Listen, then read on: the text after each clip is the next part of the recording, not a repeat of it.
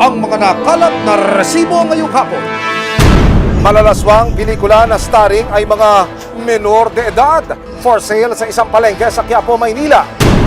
Rated X, as in X to the highest level yan, mga atet kuya. Ang pag-aresto sa kanila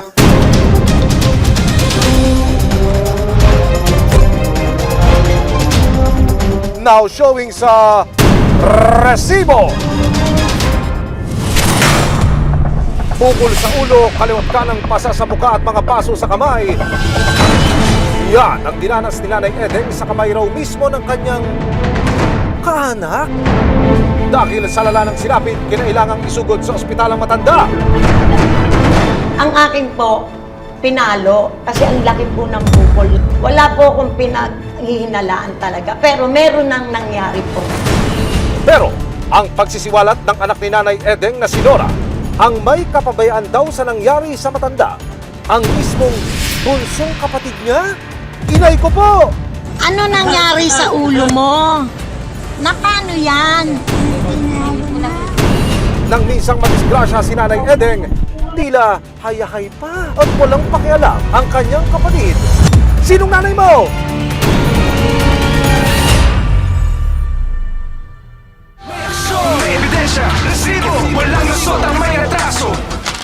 Ano bang reklamo, bibigyan tugon. Bawat hinaing at problema, kakanapan ng solusyon. Ito, ang bago ninyong sandigan, hindi palalampasin ang mga tiwali at maling gawi.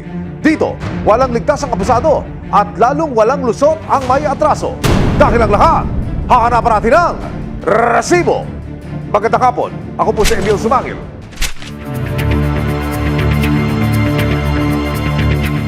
Mga nagbebenta ng mga pelikula sa Quiapo may madilim na lihim dahil bukod sa drama, action o horror, may tinda rin daw silang makahalay na pelikula. Pirated na nga, malalaswa pa, hala kayo! DVD, sounds familiar ba? Dito sa Quiapo, business as usual pa rin ang mga nagtitinda ng misa ng naging kontrobersyal na mga pirated na DVD. At here's the tea, nagpapanggap lang daw na hulsa mga paninda dahil pag pinasok nyo ang mga pwesto, kitang-kitang hubad na katotohanan. Mga DVD na may cover ng mga bold at ang iba, mga bata pa. Ba't yan na? Ang pamimirata at ang pornografiya, labis na ikinababahala ng Optical Media Board o OMB, ang ahensya ng gobyerno na namamahala sa pagpoproduce at pagdidistribute ng media sa buong bansa. Nakakalungkot lang dahil ito'y medyo marami tayong nakita based sa inireport sa akin ng ating informant. Inikutan natin to ng almost 2 weeks. Ang inaalala ng OMB, kahit minor de edad, pwedeng bumili ng mga pornografiyang inaalok ng mga tindahang ito sa Quiapo. May informant tayo na nag-report at nagkaroon tayo ng information regarding sa mga batang bumibili ng mga porn videos. Kaya naman agad silang nakipag-ugnayan sa Philippine National Police para matigil na ang pagbebenta ng mga ito. Sinadya natin ang punong himpilan ng Manila Police District Headquarters dito po sa UN Avenue, Manila. Sa likuran nito ang opisina ng CIDG Manila, ang operating unit ng raid na ito. Sila na ho mismo ang mag-explain sa atin ng mga detalye ng naturang operasyon. Immediately, nag-form tayo ng team together with the Office of the Optical Media Board and binalidate natin. Nagpasama din tayo doon sa barangay, nagtanong-tanong tayo. And we have spotted na isang maliit na mga mall doon, which is previously ay na-raid na rin yata ito. Mga pirated DVDs and CDs. Nagulat kami nung nakita namin na meron pa talaga nagbebenta ng mga ganitong items, particularly itong pornographic materials na ito. Paano ho magbenta, Colonel? Pakipaliwanag nyo sa amin. Lantaran ba ito? Paano style po? Ang kalimitan ng mga kliyente nila ay yung mga galing outside sa mga bulubundukin. Kasi nga hindi sila naabutan ng technology. Mga tindahan sa isang palengke sa Quiapo, Maynila, nagpaparami ng mga pirated na pelikula with matching covers pa. Pero sa mga kahon, sa ilalim ng kanilang mga estante, tatambad ang rated X na mga pelikula.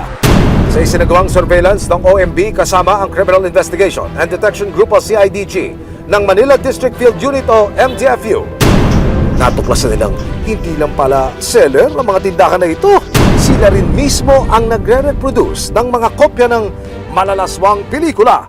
Kaya naman noong April 26, Matapos makumpirma ang kalakaran, nagkaroon ng joint operation ng OMB at CIDG, MDFU, kasama ang resibo. Lumarga ang mga operatiba papunta sa isang palengke sa Quiapo. Pababa pa lang ay pansin na agad ang iilang mga pwesto na may mga nakasabit na DVDs. Sa unang tindahan, mga pamilyar na pelikula ang paninda. Pero nang halongkatin ang nasa ilalim ng mesa, surprise! Sandamakmak ang rated X na mga pelikula. Ang alam nga po namin, wala na po talaga. Ayun ang 0-0 na. Kaya na-shock ako na meron pa palang ganyan dito sa amin. Actually, ngayon first time to eh. Na-shutdown po yan ng 2010 to 2011, kasagsagan na mainit. Talagang sinutdown po lahat dito. Yan. Nang pasukin ang isa pang stall na ito, natunto naman ng mga pulis ang ilang mga makina o burner na ginagamit ng mga tindero upang mag-reproduce ng mga pelikula. Sell no more dahil walang lusot pag may resibo. Ang pinakanakababahala, laganap ang child pornography sa kanilang mga paninda. Cut! Tapos na ang palabas, mga kuya! Siguro more or less 50 to 80 boxes na pornographic materials. As you can see kanina, makikita tayong mga printer, meron tayong monitors, meron din tayong mga DVD players. Dito na rin sila nagbe-burn ng mga materials nila. Very disturbing, kasi may nakita tayo ng mga porn materials na nakalagay yung mga child abuse o mga bata na ginagawang models. Ayon sa Optical Media Board, mahigpit silang nagbabantay laban sa child pornography sa bansa at sa patuloy na paglaganap nito. Dahil sa mga ganitong rampant na pagbebenta ng mga illegal pornographic or child pornography videos, medyo nakaka-alarma po siya kasi doon po tayo nagkakaroon ng mga case ng mga rape, mga early pregnancy dahil dito sa pagpapanood ng mga ganitong klaseng mga porn videos. Well, binabalaan po namin ang publiko, especially sa mga magawa pa rin ng mga illegal na pagbebenta ng mga pirated CDs at DVDs na nakamanman kami sa inyo. Bistado ang mga nagtitinda ng mga pirated DVD sa Quiapo, Maynila. Nagpaparami ng mga pirated na pelikula with matching covers pa. Pero sa mga kahon, sa ilalim ng kanilang mga estante, tatambad ang rated X na mga pelikula. Ang kanilang itinatagong lihim na booking din. Mga child pornography raw ang karimari-marim na hot selling. Very disturbing, kasi may nakita tayo ng mga porn materials na nakalagay yung mga child abuse o mga bata na ginagawang models. Sa pakikipag-usap ng resibo sa isa sa 4 na suspect, si ate wala raw alam tungkol sa adult films niyang ibinebenta. Di nga. Kaya din po ako nakakontinue nito. Akala ko naman sir na wala na. Kaya hindi naman na po siya na naman dito sa atin. Kaya sir, abang wait here. Wala po, hindi po ako gumagawa ng porn sir. Kasi kahit nga po mag-pick up ako, ito ako kukulang eh. Magkano ba bentahan ng ganito? 20 po sa retail po ang bigay namin. Dinala ang mga suspect at mga nakumpiskang items sa opisina ng CIDG, MDFU. Naharap sina Rose, Anna, John at Matthew. Hindi nila tunay na pangalan sa kasong violation of Article 201 of the Revised Penal Code o obscene publication.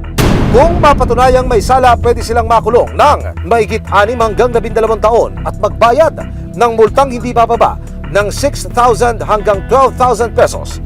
Paalala ng mga otoridad, mahigpit na ipinagbabawal sa batas ang Pang-Emirata, lalong-lalo na ang pagbebenta ng mga kalay na litrato o pelikula. Alam naman po natin na bawal yan. Also naman sa mga magulang natin dyan, make sure na alam natin ang ginagawa ng mga anak natin. So I advise them na tutukan po natin ang mga anak po natin.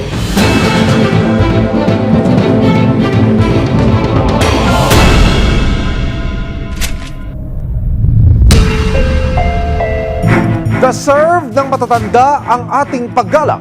Pero ba't kaya ang lolang ito sa Dasmariñas, Cavite, sa halip na matamis na po at opo ang nakuha sa loob mismo ng kanyang takanan, nakatanggap pa di umano ng bukol, pasa at paso? Sa closed-circuit television o CCTV footage na ito, makikita ang bunsong anak ni Nanay Edeng na si Tetet at ang kanyang mga kamag-anak sa Eskinita sa Cavite gabi ng April 12, 2024. Nang mga oras din daw na iyon, hinimatay na pala sa loob ng kanilang bahay ang kanyang 87 taong gulang na ina na si Nanay Edeng. Ano nangyari sa ulo mo? Pero ang big reveal ni nanay, nawalan daw siya ng malay matapos siyang paluin sa mukha. Na paano yan? Ang tanong ng kapatid ni Tetet na si Nora, sino ang may sala? Ate Nora, ano ba yung nakikita ko namin ngayon? Tinanong ko po ang nanay ko kung na paano ang nasa ulo niya. Ang sabi niya po sa akin, hindi niya alam kung nadulas siya o may pumalo. Oho. Sige, Nay, uulitin ko ang tanong ko. Ano nangyari sa ulo mo? At bakit may ganyan kang pasa kalaki? Sabi niya, may pumalo sa ulo ko. Ano nangyari sa ulo mo? Ha? Hindi ko alam kung sino pumalo. Dahil sa insidente, lumakas daw ang kutob ni Nora na napapabayaan na ng bunso nilang kapatid ang kanilang nanay Edeng sa kanyang sariling tahanan. Nakikitira sa bahay ng kanilang nanay Edeng ang kanilang bunso na si Tetet. Sana inalagaan yung mabuti. Kung hindi man ninyo maalagaan na pagkain o ano, hindi, humihingi naman si nanay sa akin. Kasi po, kaya hindi na ako napasok kasi nga po, may gap na kami ng kapatid ko. Kaya naman itong April 19 kasama ang resibo, tumulog si Nanay Nora sa Barangay San Manuel 1 para magpatulong na makita ang kalagayan ng bahay ni Nanay Edeng. Sana maalis sila doon. Marami na po sila kasi meron pong nangyaring hindi maganda. Ngayon, ang inaano ko, safety ng nanay ko.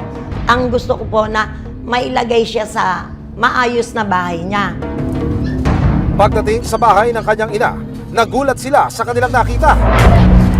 Dito po siya nag-i-stay yung senior citizen po natin. Aba, ang tulugan ni Nanay Edeng, nasa labas na ng bahay kasama ang mga alagang aso. Wow! Kung sino pa ang may-ari ng bahay, siya pa ang naedya puwera. Sa sitwasyon po kasi nung matanda, kumbaga hindi komportable po kasi, di ba? Bigyan natin magandang pwesto. Kaginawahan, kumbaga. Habang nag-iikot, humarap na ang kapatid ni Nora na si Tetet. Okay yan, ganyan. Ngayon, tatanggalin ko yung yan. Dito ko nalagay namin na sinasabi niya. Ang solusyon ibibigay po natin dito kasi kung may mag-aalaga po sa nanay nyo. Kaya Dito na nga kami kasi sa ko isitira yung kapatid ko dyan. Diyan sa kagibala na siya, gano'n. Opo. Ang main concern ni Tetet, paano naman daw ang kanyang mga apo? Sabihin, yung apo ko, tsaka yung anak ko, palalayakin. Diyan naman sila eh. Hindi. Lilipat na lang po sila sa Saan nilipat ko? Pilipinas ka? Ngayon, eto ang kay nanay. Wag na, kasi buhay pa siya eh. Iba na ngayon ang sitwasyon ni Kaya nanay. Ang mga apo mo ay talagang cargo mo. Di ba? Sa totoo lang yan.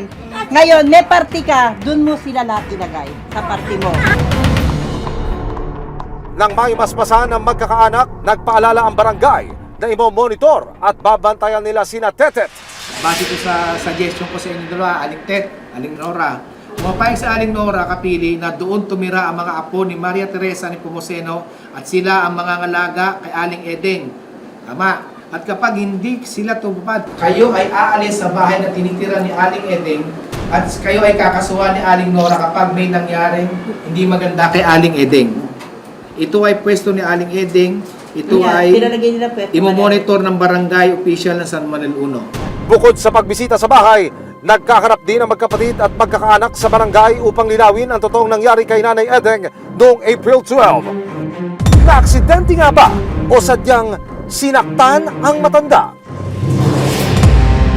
Napaimbitahan po namin kayo kasi tinulong po sa amin si Ate Nora, na kapatid nyo, na gusto niya lang malaman kung ano yung side ninyo. Alam mo naman yung mata ko. Yung nga po, Sabi lang, sinanay na hindi ko alam kung natumba o ano. Pero nung kayo napansin nyo yung bukol, hindi nyo naisip na parang itakbo na kagad siya sa ospital, patingnan. Ay, hindi kasi, pero kasi malalim sa kanya.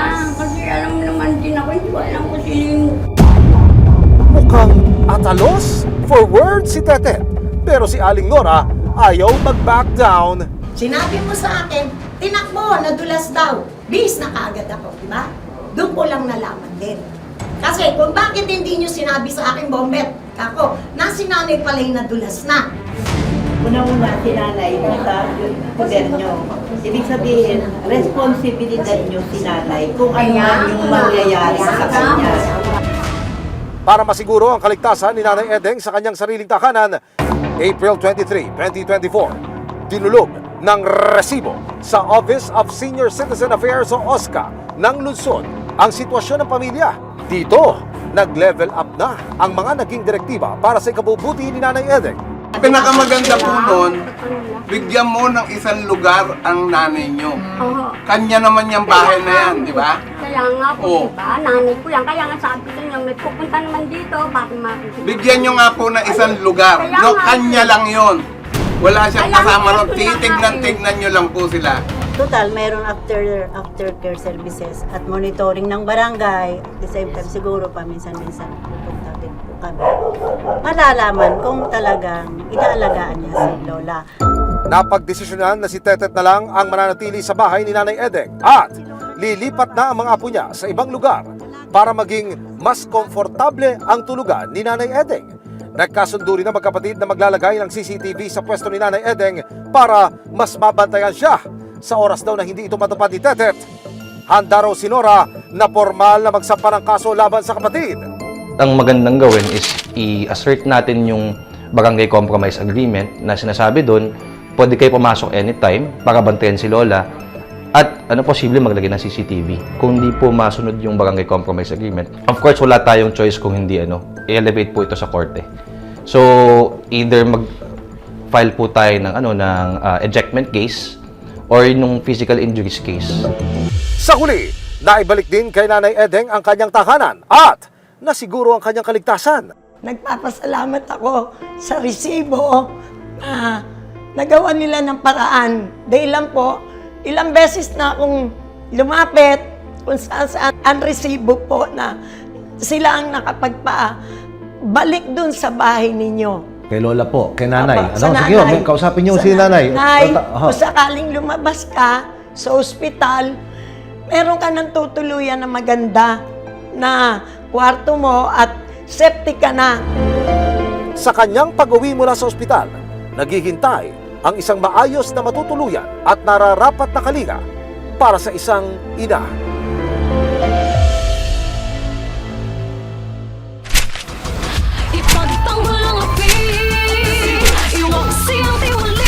Sama-sama nating ituwid ang tiwali at baluktot. Itakwil ang maling gawi at modus na bulok.